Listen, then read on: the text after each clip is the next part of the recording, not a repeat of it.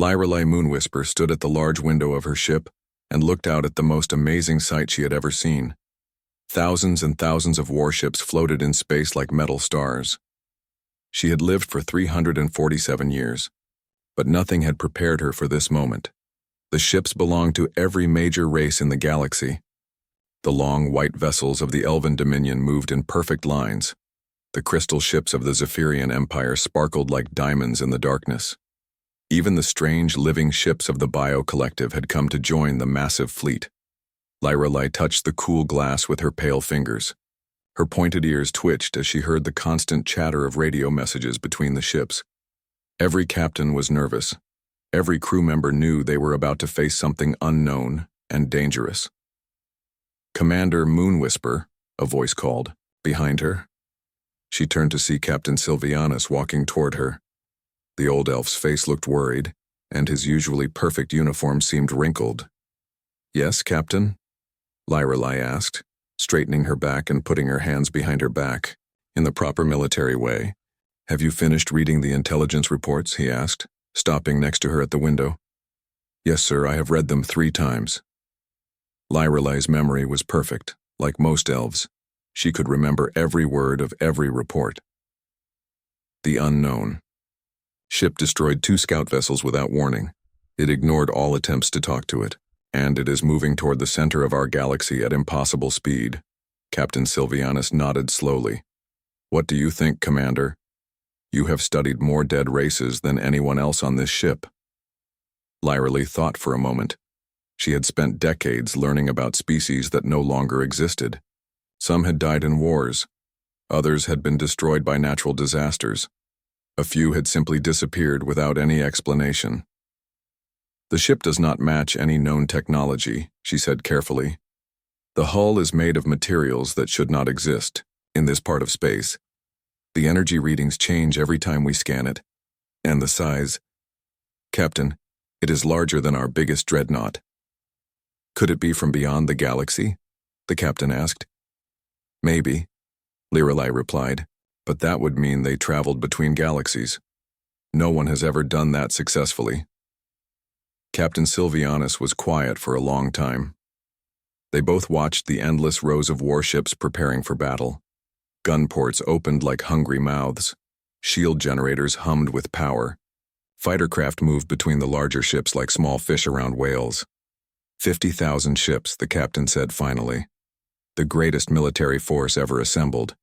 If this unknown vessel thinks it can fight all of us, it will learn quickly how wrong it is. Lyrelei wanted to agree with him, but something felt wrong.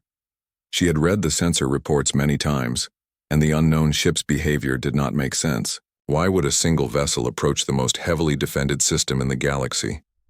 Why ignore all communication attempts? And why move so slowly once it entered their sensor range?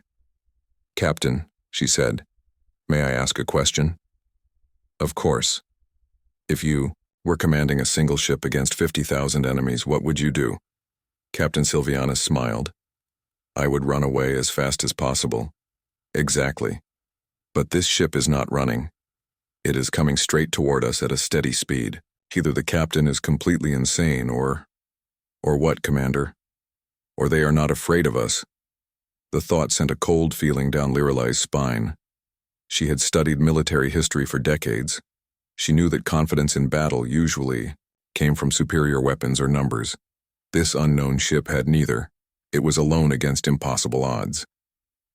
A loud beep came from the communication station. The officer there looked up with wide eyes. "Captain, long-range sensors are detecting the approaching vessel. It will arrive in the system in 30 minutes. Captain Sylvianus moved quickly to the command chair. "Send the message to all ships. Battle positions. Prepare for first contact with unknown hostile." Lyrelei followed him to the bridge. Around them, the crew moved with practiced efficiency. Everyone knew their job. Everyone had trained for this moment their entire careers. "Commander," the captain said, "take the sensor station. I want you to watch that ship carefully. Tell me everything you see." Lyrelei sat at the sensor controls and began scanning. The readings were strange. The unknown ship appeared to be solid one moment, then seemed to flicker the next. Its energy signature kept changing in ways that made no sense. "Captain," she called out, "the ship is broadcasting something." "What kind of signal?" Lyra Lee adjusted the controls, trying to clean up the transmission. "It is using very old communication frequencies, the kind that were abandoned over 1,000 years ago. Can you understand it?" "I am trying to—" Lyra Lee stopped. Her face went pale. "Captain, this cannot be right." "What is it, Commander?" "The signal. It is in a language that should not exist anymore. According to my records, this language belonged to a species that went extinct 800 years ago." Captain Sylvianus walked over to her station.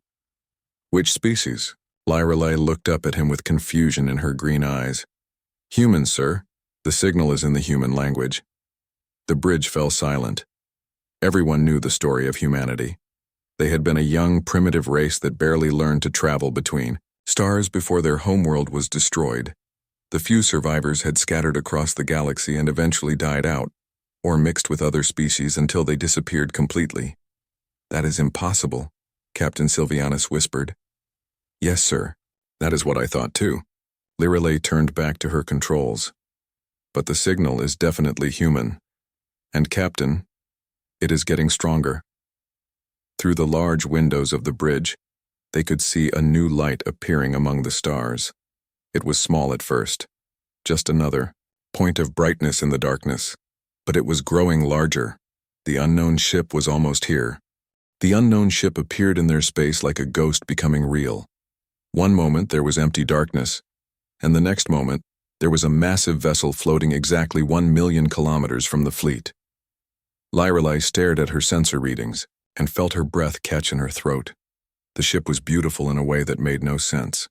Its hull curved and flowed like it had been grown rather than built. Strange lights moved along its surface in patterns that seemed almost alive. "All ships hold position," Captain Sylvianus commanded into his communication device. "Maintain defensive formation." Around them, the 50,000 ships of the combined fleet moved into a perfect sphere. It was a formation that had taken hundreds of years to develop. Every captain knew exactly where to position their vessel. Every gun was pointed toward the center where the unknown ship waited. "No movement from the target," reported the tactical officer. "It appears to be just sitting there." "Weapons status?" asked the captain. "All ships report ready to fire on your command, sir." Lyra Lee watched the unknown ship on her screens. It was not doing anything threatening. It simply floated in space like it was waiting for something. But there was something about it that made her nervous. The ship looked too perfect, too advanced. "Captain," she said quietly, "I am reading some very strange energy patterns from that vessel." "What kind of patterns?" "The power output is, well, it should be impossible. According to my readings, that single ship is generating more energy than our entire fleet combined." Captain Sylvianus looked at her with disbelief. "Check your equipment." "Commander, that cannot be correct." Lyra Lee ran the scan again, then a third time. "The readings are accurate, sir. That ship has more power than anything I have ever seen." "Open all communication frequencies," the captain ordered. "This is Admiral Sylvianus of the Galactic Defense Force. Unknown vessel, you have entered restricted space. Identify yourself immediately, or we will consider you hostile." For a long moment, there was only silence.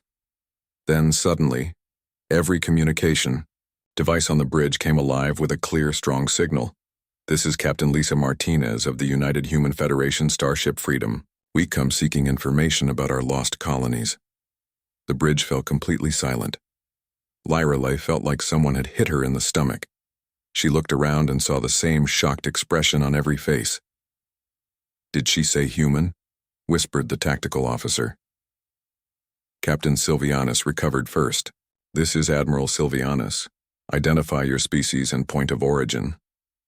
"I already did," came the reply.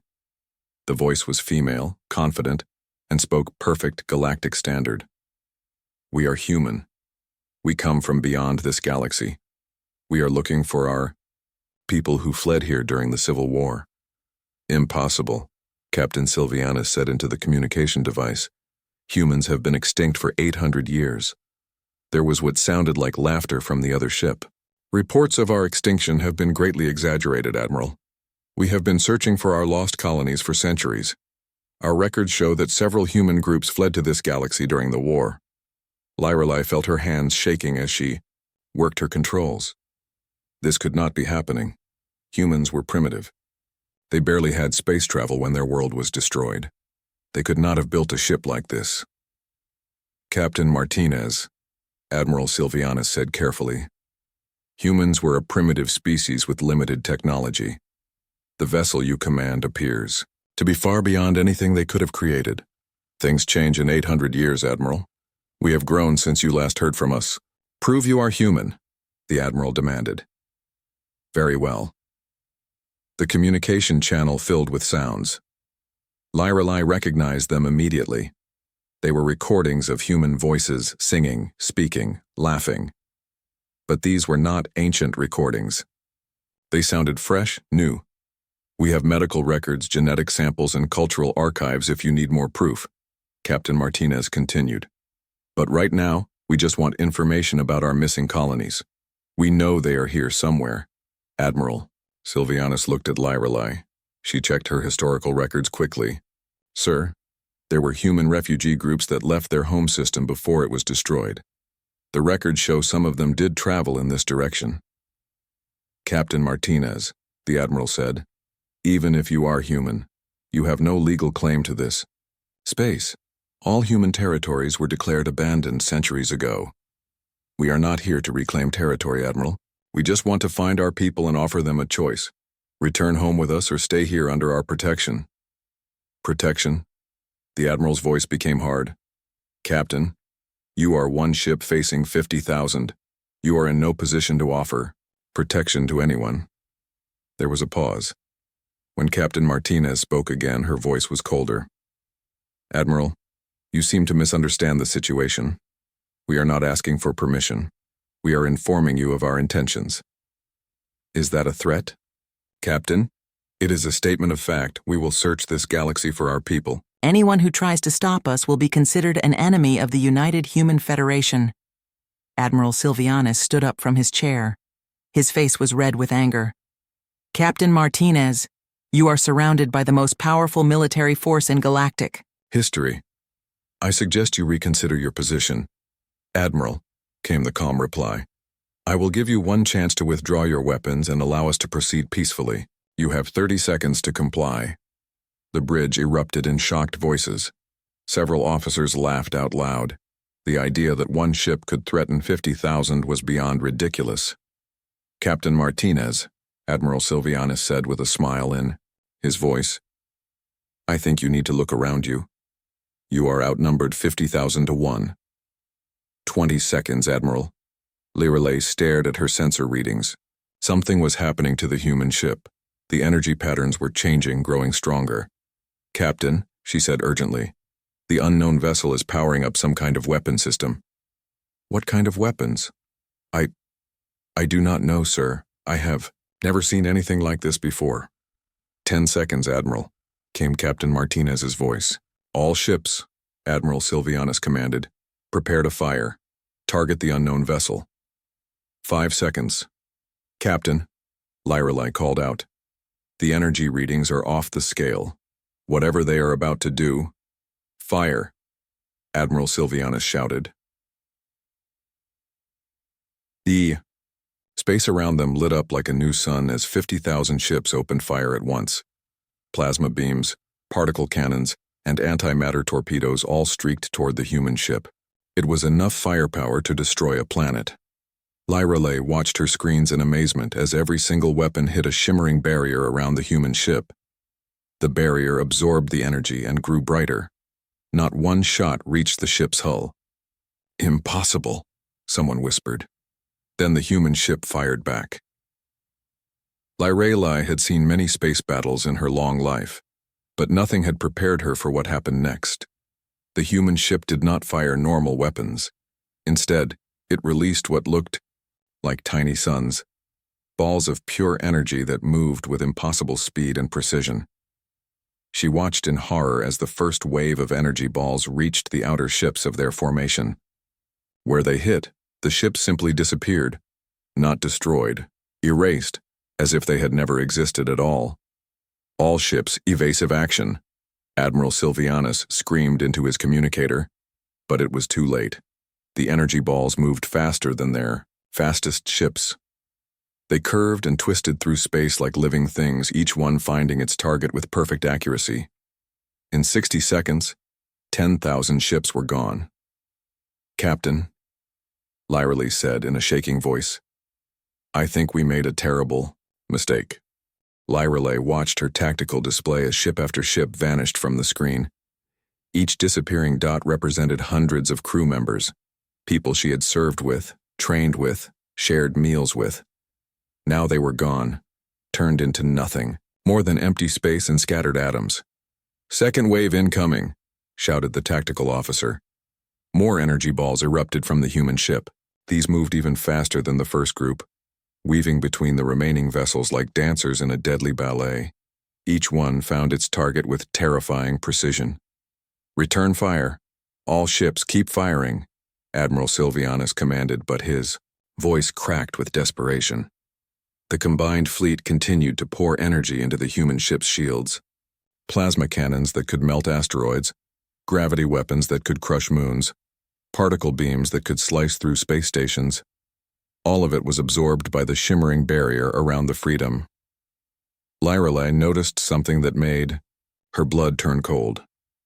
"Captain," she called out, "the human ship's shields are getting stronger. Our weapons are feeding energy into their defensive systems." "What?" Admiral Silvianus ran to her station. "That cannot be possible. Look at the readings, sir. Every time we hit them, their shields grow brighter. They are using our own weapons against us." Through the bridge windows, they could see the human ship glowing like a small star. The barrier around it pulsed with captured energy from thousands of weapons. It was beautiful and terrifying at the same time. 15,000 ships destroyed, reported the tactical officer. His voice was flat, emotionless. "Enemy vessel shows no damage." A new wave of energy balls appeared, but these were different. They moved more slowly, almost casually. Lyra realized with growing horror that the humans were not trying to destroy the fleet as quickly as possible. They were making a point. "They are playing with us," she whispered. Admiral Silvianus heard her. "What did you say, Commander?" "Sir, look at the attack pattern. The humans could destroy us much faster if they wanted to. They are demonstrating." As if to prove her point, one of the energy balls stopped next to a Zephyrian cruiser.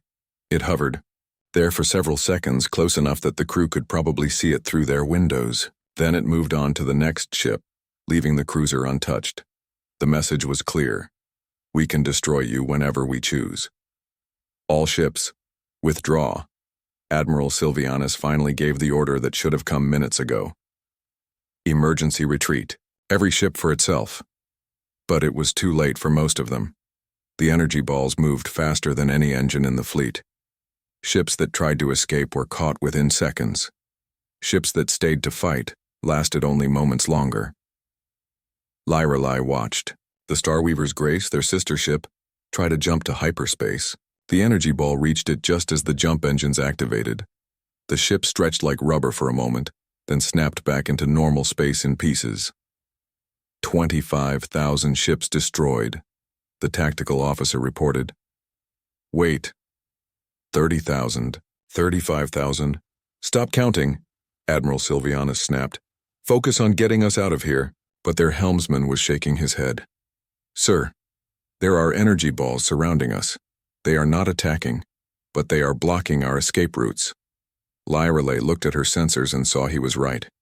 6 energy balls floated around their ship, in a perfect sphere. They pulsed gently, like heartbeats, but did not move closer. "Captain Martinez," Admiral Silvianus spoke into the communicator with a defeated voice. "We surrender." "I was wondering when you would reach that conclusion," came the calm reply. "Most species figure it out much faster. Please don't call off your weapons. We will not resist." "The demonstrations will continue for another minute," Captain Martinez said. "I want to make sure everyone in this galaxy gets the message.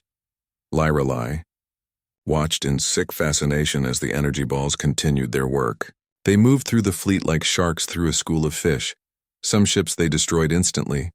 Others they damaged just enough to disable them. A few they left completely alone. "What is the pattern?" she asked herself out loud. "What pattern, Commander?" Admiral Sylvianus asked. "Sir, look at which ships they are sparing. The medical vessels, the science ships, the exploration craft. They are only destroying pure military targets." It was true. Every ship that had survived was either a non-combat vessel or had surrendered early. The humans were making surgical strikes, removing only the military threat while leaving the support ships intact.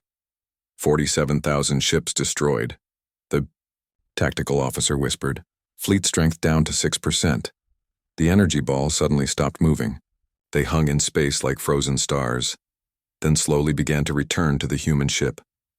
One by one, they merged back into the hull until the Freedom looked normal again. The silence that followed was deafening.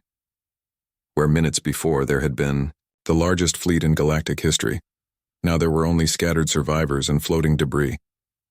"This is Captain Martinez," came the voice over the communicator. "The demonstration is complete. Surviving vessels will return to their homeworlds with a message. The United Human Federation has returned to this galaxy. We come in peace, but we will defend ourselves against any aggression." Admiral Sylvianus slumped in his command chair. "Captain Martinez, what do you want from us?" "Information, Admiral. Nothing more. We are looking for human colonies that fled here centuries ago. Once we find our people, we will leave your space. And if we refuse to help?" There was a pause. "Admiral, I think you understand now that refusal is not really an option, but we prefer cooperation to force." Lyrelai stared at the human ship on her screen. It looked so peaceful now, floating quietly among the wreckage it had created. But she would never forget what she had witnessed in the last 4 minutes. 50,000 ships, the pride of galactic civilization, the most powerful military force ever assembled, destroyed by a single vessel in 4 minutes. "Commander Moonwhisper," Admiral Sylvianus said quietly, "send a message to all surviving ships. Tell them to return home immediately, and tell them to spread the word. Humanity has returned." Lyrelai nodded and began preparing the message. As she worked, she could not stop thinking about what this meant for the galaxy. Everything had changed in 4 minutes. The balance of power, the political structures, the very nature of space itself. Humanity was back, and they were nothing, like the primitive species that had supposedly gone extinct 800 years ago.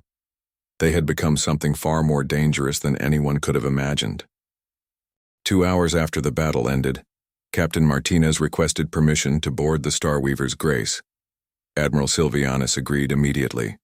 He was a broken man, staring out at the wreckage of his fleet with empty eyes. "I want to be part of the meeting," Lyrelai told him. "I need to understand what happened here." "Of course, Commander. You probably know more about human history than anyone else on this ship." Lyrelai prepared the main conference room while they waited for the human shuttle. She arranged chairs around the large table and made sure the translation devices were working, but something told her they would not need translators. The human shuttle was unlike anything she had ever seen. It moved through space without any visible engines, flowing like liquid metal. When it docked with their ship, it seemed to merge with their hull for a moment before forming a proper airlock. Captain Martinez entered the room with 2 escorts. Lyrelai's first surprise was how normal they looked. She had expected humans to appear different after 800 years, but Captain Martinez could have been any human from the old historical records. She was tall and lean, with dark hair pulled back in a simple style. Her uniform was elegant but practical, made from some kind of material that seemed to shift color slightly as she moved. But it was her eyes that caught Lyrelai's attention. They were human eyes, but they held a depth that suggested far more experience than her apparent age of 30 years. "Admiral Sylvianus," Captain Martinez said, extending her hand in the ancient, human gesture of greeting. "Thank you for agreeing to this meeting." "Captain Martinez," the Admiral replied, shaking her hand awkwardly. This is Commander Lyrelei Moonwhisper, our specialist in historical cultures. Commander, Captain Martinez smiled at Lyrelei. I understand you have studied my people. What little records remain, yes, Lyrelei replied carefully. But clearly, those records are incomplete. Captain Martinez gestured to her escorts. This is Lieutenant Amy Brooks and Sergeant Kelly Davis. They are here to observe and learn about your people. The two other humans nodded politely. Like their captain, they appeared completely normal except for their eyes. All three humans moved with a fluid grace that suggested their bodies had been enhanced in some way. Please sit, Admiral Silvianus said, taking his place at the head of the table. Captain Martinez, I must ask directly, are you really human? Completely, she replied, sitting across from him. Though I understand your confusion, we have changed significantly since your records were made. The historical data says humanity went extinct 800 years ago, Lyrelei said. Your homeworld was destroyed in a stellar collapse. That part is true, Captain Martinez nodded. Earth was destroyed, but humanity did not die with it. The survivors split into two groups. One group fled to this galaxy, as you know. The other group chose a different path. What kind of path? Admiral Silvianus asked. Captain Martinez was quiet for a moment, as if deciding how much to tell them. Admiral, have you ever wondered what exists in the space between galaxies? Empty space, he replied. Void. That is what we thought too. But we were wrong. Captain Martinez leaned forward. There are beings out there, Admiral, entities of pure energy that exist in the darkness between the stars. When Earth was dying, they made contact with us. Lyrelei felt her skin grow cold. Contact? They offered us a choice. We could flee like refugees, or we could evolve beyond our biological limitations. Most of our species chose evolution. What kind of evolution? Admiral Silvianus asked in a whisper. Lieutenant Brooks spoke for the first time. We traded our fragile bodies for something better, our short lifespans for near immortality, our limited minds for enhanced intelligence. But we remained human, Sergeant Davis added. That was important to us. We kept our memories, our emotions, our connections to each other. Captain Martinez nodded. The beings between galaxies do not understand concepts like family or friendship, but they were willing to help us preserve what made us human while giving us the tools to survive in their realm. How long have you lived in that realm? Lyrelei asked. About 600 years of your time, Captain Martinez replied, though time moves differently there. For us, it has been much longer. Admiral Silvianus stared at her. 600 years? How old are you? I am 837 years old, Admiral. I was born on Earth shortly before it was destroyed. The room fell silent. Lyrelei tried to imagine living for over 8 centuries, but her mind could not grasp it. Even for an elf, that was an incredibly long life. Why did you come back? She finally asked. Because we never forgot our people who fled to this galaxy, Captain Martinez said softly. They were our brothers and sisters, our children and parents. We have spent centuries searching for them. And you found them? We found evidence of them. Human colonies on 17 different worlds. Most have integrated with local species over the generations, but they are still our people. What do you plan to do with them? Admiral Silvianus asked. Give them a choice, Lieutenant Brooks replied. They can return with us to join the Federation, or they can stay here under our protection. Protection from what? Captain Martinez looked directly at Admiral Silvianus. From people who might attack Federation citizens like you did today. The Admiral's face turned red. We had no idea they were human colonies. We thought you were invaders. I understand that now, Captain Martinez said calmly. But it does not change what happened. You fired on a Federation vessel without provocation. In our space, that is considered an act of war. Your space? Lyrelei asked. Captain, you cannot claim ownership of an entire galaxy. I am not claiming ownership, Commander, but any space containing Federation citizens is under Federation protection. That includes this galaxy now. Admiral Sylvianus leaned back in his chair. What does that mean for us? It means you have a choice too, Admiral. You can continue your current governments and ways of life, but you will follow Federation law regarding peace and cooperation. Or what? Or we will install a government that will follow those laws. The threat was delivered so calmly that it took a moment for the full meaning to sink in. Lyrelay realized that humanity was not just offering protection to their lost colonies. They were taking control of the entire galaxy. How many ships does the Federation have? She asked quietly. Captain Martinez smiled. The Freedom is just a scout vessel, Commander. It is designed for exploration and first contact, not for war. A scout vessel? Admiral Sylvianus choked. That ship destroyed 50,000 warships. Yes, and it did so with minimal weapons and a small crew, Sergeant Davis said matter-of-factly. Our actual warships are somewhat more impressive. Lyrelay felt dizzy. If the Freedom was just a scout ship, what must their real military look like? How many colonies did humanity establish in the space between galaxies? She asked. We do not have colonies anymore, Commander, Captain Martinez replied. We have something much better. We have transcendence. She gestured, and suddenly the air above the table filled with moving images. Lyrelay saw star systems that had been completely rebuilt, with planets rearranged into perfect geometric patterns. She saw space stations the size of moons and ships that looked like living creatures made of light. This is human space now, Captain Martinez explained. We learned to reshape matter at the atomic level.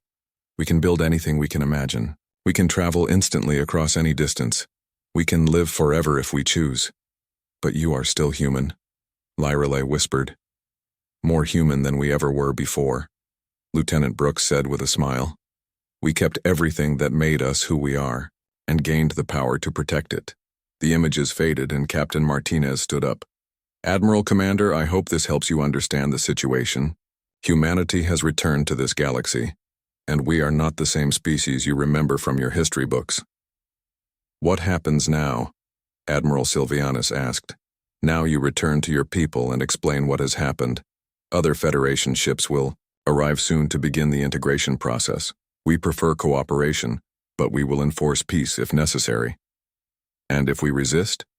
Captain Martinez looked at him with something like pity. Admiral, you just saw what one scout ship could do to your entire fleet.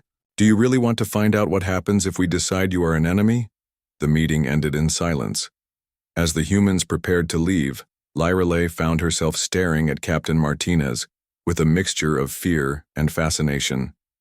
Captain, she called out. May I ask one more question?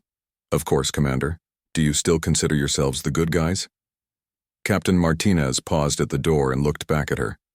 Commander, we have the power to reshape galaxies in the wisdom of centuries. We have conquered death and mastered the fundamental forces of the universe, but we have never forgotten what it means to be human. And what does that mean? It means we still care about our family, all of it. 3 days after the meeting, Lyrelay made a decision that would change her life forever. She requested permission to stay aboard the Freedom as an observer. To her surprise, Captain Martinez agreed immediately. I think it would be valuable for both our peoples to have a cultural exchange, the captain said. You can help us understand the current state of galactic civilization, and you can report back to your people about what we are really like. Admiral Sylvianus was less enthusiastic. Commander, you are asking to stay with the people who destroyed our fleet. Sir, they are going to change everything anyway, Lyrelay replied. Someone needs to witness it and record what happens. Someone needs to make sure the galaxy understands what humanity has become. So she found herself aboard the most advanced ship she had ever seen, watching as the galaxy transformed around them. The Freedom moved through space without using any visible propulsion, simply appearing wherever Captain Martinez wanted to go. The first human colony they visited was on a world called Haven, where humans had lived peacefully alongside the native Kalari for 700 years. Most of the humans there looked exactly like their ancestors, but genetic scans revealed they were indeed descended from Earth refugees. Lyrelay watched the reunion between Captain Martinez and the colony leaders. There were tears, laughter, and joy at discovering their people had survived. But when offered the chance to return to Federation space, most chose to stay. "This is our home now," explained Mayor Beth Thompson, a human woman who was actually half Kalari. "Our children have grown up here. Our lives are here." "We understand," Captain Martinez replied. "But you are still Federation citizens. That means you are under our protection now." "What does that mean exactly?" asked the Kalari planetary governor. "It means no one can threaten you without answering to us," Lieutenant Brooks explained simply. The second change came faster than anyone expected. Within a week of the Freedom's arrival at Haven, other human ships began appearing throughout the galaxy. Not the massive warships Lyrelai had feared, but smaller vessels designed for exploration and contact. Each ship carried the same message. Humanity had returned, and they came in peace. But the demonstration at the Nexus system had already spread through every communication network in the galaxy. Everyone knew what had happened to the combined fleet. Government after government surrendered without firing a shot. "It is remarkable," Lyrelai told Captain Martinez as they watched the Zephyrian Empire formally request Federation protection. "They are not even being threatened, but they are all choosing to submit." "Fear is a powerful motivator," the captain replied. "But so is hope." She was right. Along with their arrival, the humans brought gifts that no galactic civilization could refuse. Medical technology that could cure any disease and extend lifespans indefinitely. Energy systems that could power entire worlds without pollution. Manufacturing techniques that could create anything from raw atoms. Lyrelai watched her own elven dominion transform within months. Genetic diseases that had plagued their people for millennia simply disappeared. Their lifespans, already long by galactic standards, were extended even further. Food became unlimited, poverty became impossible, and war became pointless when everyone had everything they needed. "How do you do it?" she asked Dr. Jennifer Kim, the Freedom's chief medical officer. "How do you create such abundance?" "We learned to work with the fundamental forces of reality," Dr. Kim explained as she demonstrated a device that could turn air into any material needed. "Matter and energy are just different forms of the same thing. Once you understand that, you can convert one into the other at will." But the most impressive change was not technological. It was social. Wars that had raged for centuries ended overnight. Not because the humans forced peace, but because the reasons for fighting disappeared. When everyone had unlimited resources, there was nothing left to fight over. Criminal organizations collapsed when their black market goods became freely available. Corrupt governments fell when their citizens no longer needed them for basic services. Old grudges faded when the people involved had centuries of life ahead of them to learn forgiveness. "You are reshaping our entire civilization," Lyrelai told Captain Martinez during one of their regular conversations. "We are offering choices," the captain replied. "Your people are making their own decisions. But the choices are all the same. Join the Federation system or be left behind."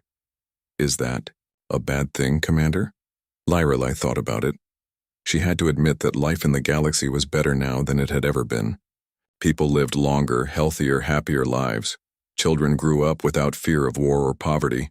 Entire species that had been dying out were now thriving again.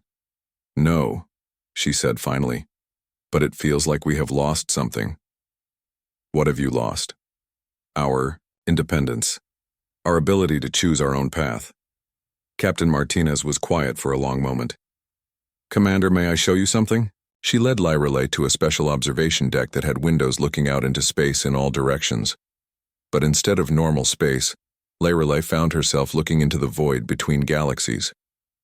"This is where we lived for 600 years, Captain Martinez said softly. "In the emptiness between the stars. Do you know what we learned there?" "What?" "That independence without the power to protect it is just an illusion. That freedom without the strength to defend it is meaningless. Your galaxy was never really free, Commander. You were just temporarily safe."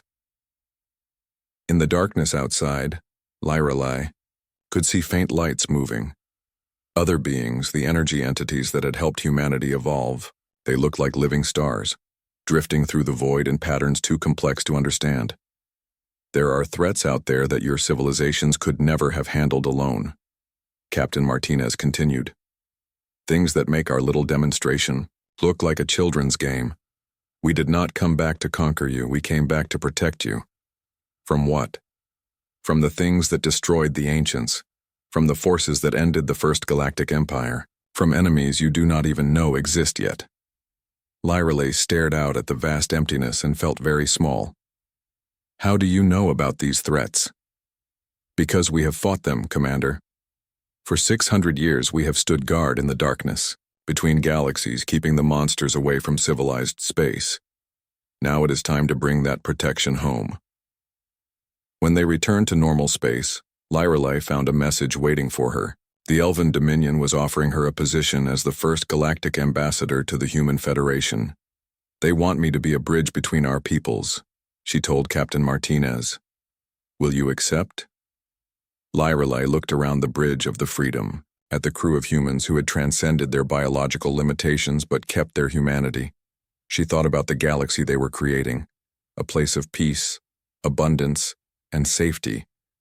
Yes, she said. I think I will. Good. We will need people, like you in the years ahead. Why? Captain Martinez smiled, but there was something sad in her ancient eyes. Because this is just the beginning, Commander. Humanity has returned to this galaxy, but we are not the only ones who have been watching from the darkness. Other things are stirring now, drawn by the changes we have made. Other things. The real test of whether we can protect this galaxy is still to come. Lyrale felt a chill run down her spine. She had thought the arrival of humanity was the end of the story, but now she realized it was just the beginning of something much larger. Outside the windows of the Freedom, the stars seemed brighter than before. But in the spaces between them, shadows moved that had not been there before. Humanity had returned to save their lost children. But in doing so, they had awakened things that should have stayed sleeping. The galaxy would never be the same, again. For better or worse, a new age had begun,